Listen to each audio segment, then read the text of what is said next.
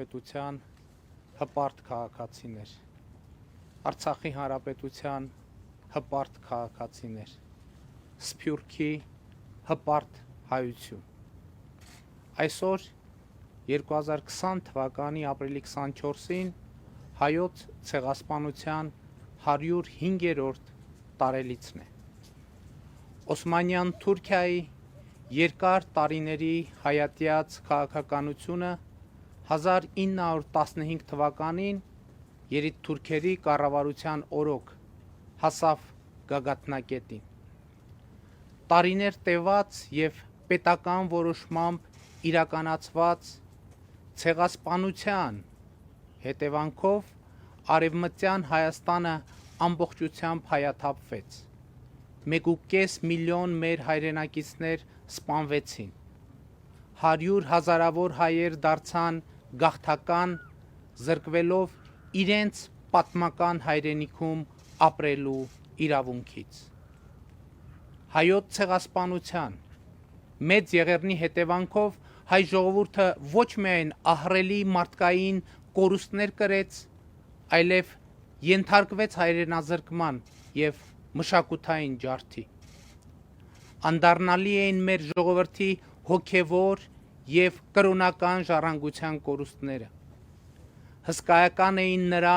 նյութական վնասները։ Օսմանյան կայսրության իշխանությունների իրականացրած հայոց ցեղասպանությունը ոչ միայն մեր ժողովրդի ինքնության, այլև ողջ մարդկային քաղաքակրթության դեմ ուղղված հանցագործություն էր։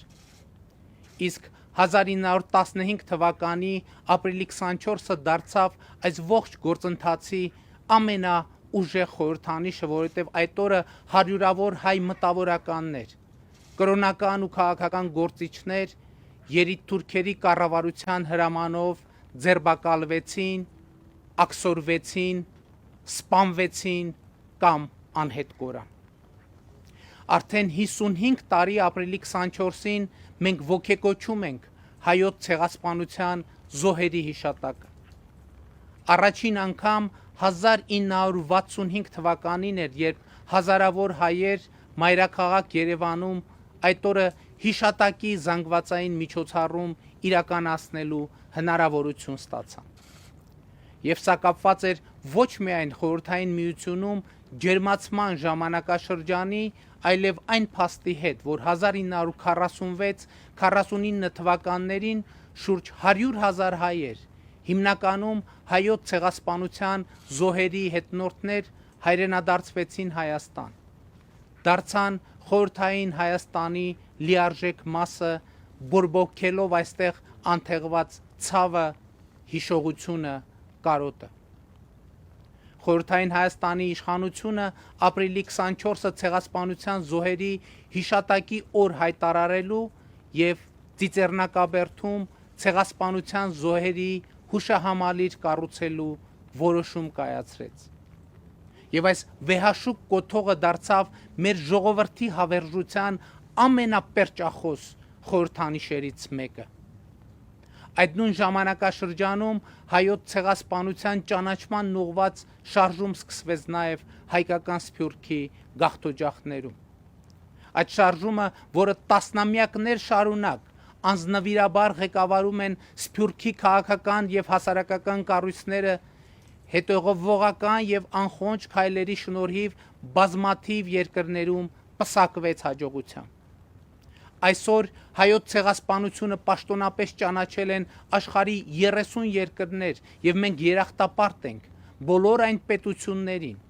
միջազգային կառույցներին, հոգեվոր եւ աշխարհիկ առաջնորդներին, ովքեր իրենց համերաշխությունն են հայտնում հայ ժողովրդին, ճանաչում եւ դատապարտում են հայոց ցեղասպանությունը։ Սիրելի հայրենակիցներ, այսօր մեր ժողովրդի զավակները աշխարհի բոլոր անկյուններում ոգեկոչում են հայոց մեծ եղեռնի անմեղ զոհերին։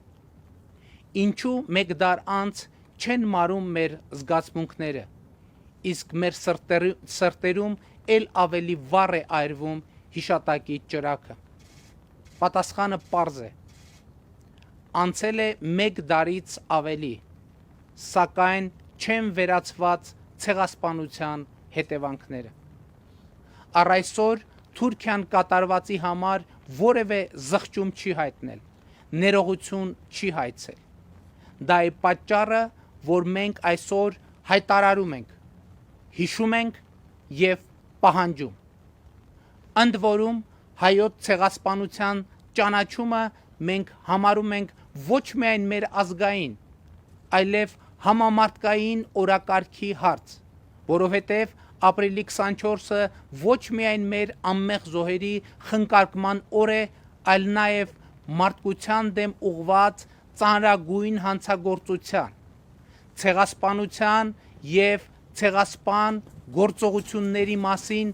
եւս մեկ անգամ բարձրաձայնելու, սթափության եւ ժխտողականության դեմ պայքարի կոչելու օր,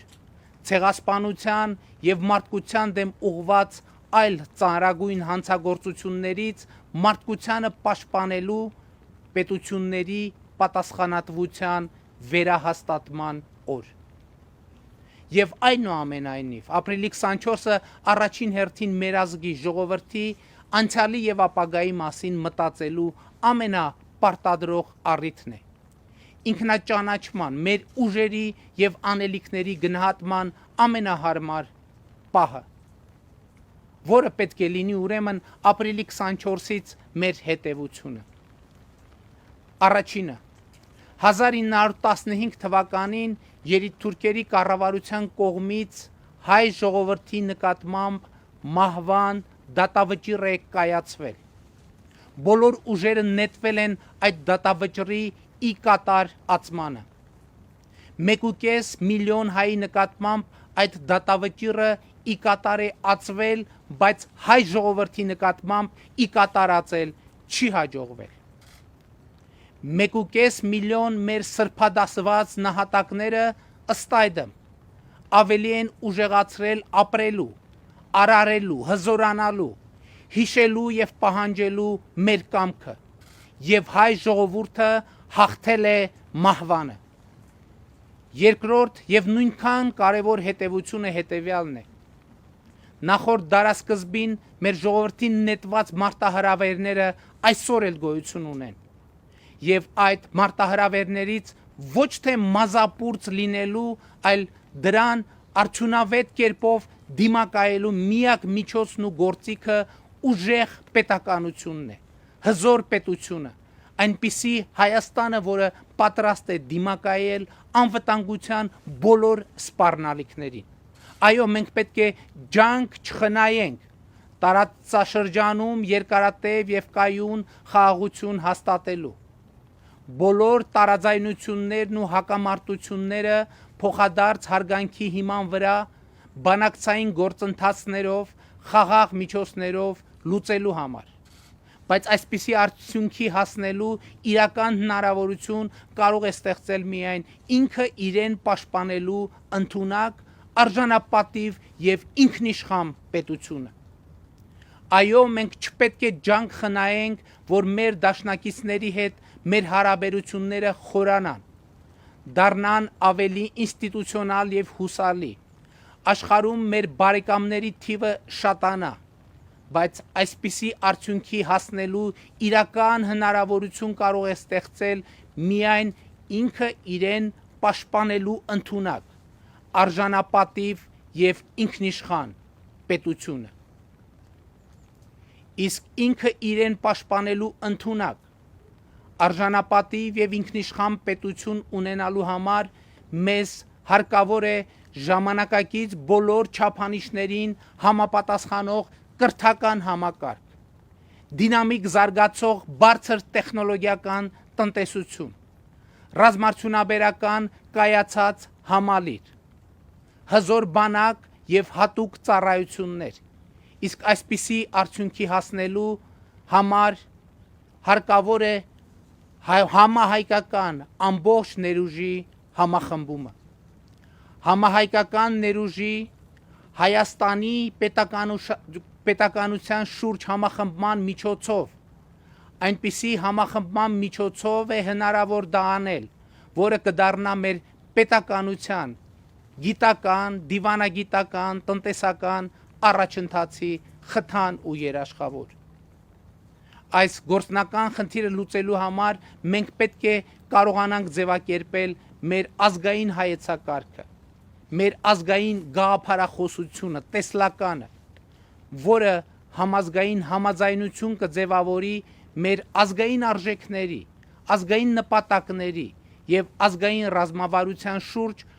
որը մեր ինքնությունը պաշտպանելու, պահպանելու, զարգացնելու, ժամանակակից աշխարհի եւ առավել եւս վաղվա աշխարհի պայմաններում ել ավելի կենսունակ ու մրցունակ դարձնելու երաշխիքներ կստեղծի։ Առաջիկայում հենց այսպիսի հայեցակարգի եւ ռազմավարության նախագիծ կներկայացնեմ համահայկական քննարկման։ Սիրելի հայրենակիցներ, այս տարի ապրիլի 24-ը մենք դիմավորում ենք բացառիկ պայմաններում։ Նոր տիպի կորոնավիրուսի համավարակը բոլորիս դրել է աներևակայելի մի իրավիճակում, երբ 55 տարի շարունակ տեղի ունեցող ապրիլ 24-յան երթը 100 հազարավոր քաղաքացիների մասնակցությամբ պիտի տեղի չունենա այս տարի, որովհետև դա համաճարակային ընթացիկ լարված իրավիճակը չվատթարացնելու պարտադիր եւ անխուսափելի պայման է։ Նախ ուզում եմ շնորհակալություն հայտնել մեր բոլոր հայրենակիցներին կառավարության այս որոշմանը ըմբռնումով վերաբերվելու համար։ Հարկ է արձանագրել, որ նմանատիպ իրավիճակում են նաև Սփյուռքի մեր հայրենակիցներ, ովքեր կրկին կորոնավիրուսի համավարակի պատճառով չեն իրականացնելու աշխարհի տարբեր երկրներում ավանդաբար տեղի ունեցող բազմահազարանոց երթերը, հիշատակի բազմամարդ միջոցառումները։ Բայց ճգնաժամային այս իրավիճակում մենք փորձել ենք գտնել ապրիլ 24-յան հիշատակի միջոցառումներին նույնիսկ ավելի մեծ մասշտաբ հաղորդելու եւ ընդգրկում տալու հնարավորություն։ Եվ այս տարի միլիոնավոր մարդիկ աշխարհի տարբեր հատվածներից ապրիլ 24-յան երթին մասնակցելու հնարավորություն կունենան, որովհետև այս տարի երթը տեղի կունենա վիրտուալ տարածքում։ Երթին մասնակցելու համար պետք է շարունակեք մնալ տանը եւ պարզապես այս պահից սկսած ձեր անուն, ազգանունը ուղարկեք 1915 կարճ համարին, եթե Հայաստանում եք, եւ +3 74 33 19 1500 համարին, եթե արտերկրում եք, ինչը կնշանակի, որ այսօր երեկոյից մինչև լուսաբաց ձեր անունները կարտապատկերվեն Ծիծեռնակաբերդի հուշահամալիրի սյուների վրա։ Վիրտուալ երթը կմեկնարկի երեկոյան ժամը 22-ին եւ կշարունակվի մինչև լուսաբաց, եւ նրան մասնակցելու հնարավորություն ունեն նաեւ ձեր հազարավոր օտարերկրացի ընկերները, ծանոթները։ Սիրելի հայրենակիցներ, ապրիլի 24-ը երկար տարիներ մեր ազգային միասնության, համախմբման, կարգապահության խորհրդանիշ է եղել եւ այսօր այս խորհրդանիշը պետք է արտահայտվի շատ ավելի ուժեղ, լինի շատ ավելի տեսանելի եւ համոզված եմ այդպես էլ կլինի։ Եվ ուրեմն կեցցե ազատությունը, կեցցե Հայաստանի Հանրապետությունը, կեցցե Արցախի Հանրապետությունը, կեցցե հայկական Սփյուռքը եւ կեցցեք մենք եւ մեր երեխաները, որ ապրում ենք եւ ապրելու ենք ազատ եւ երջանիկ Հայաստանում։ Հիշում ենք եւ պահանջում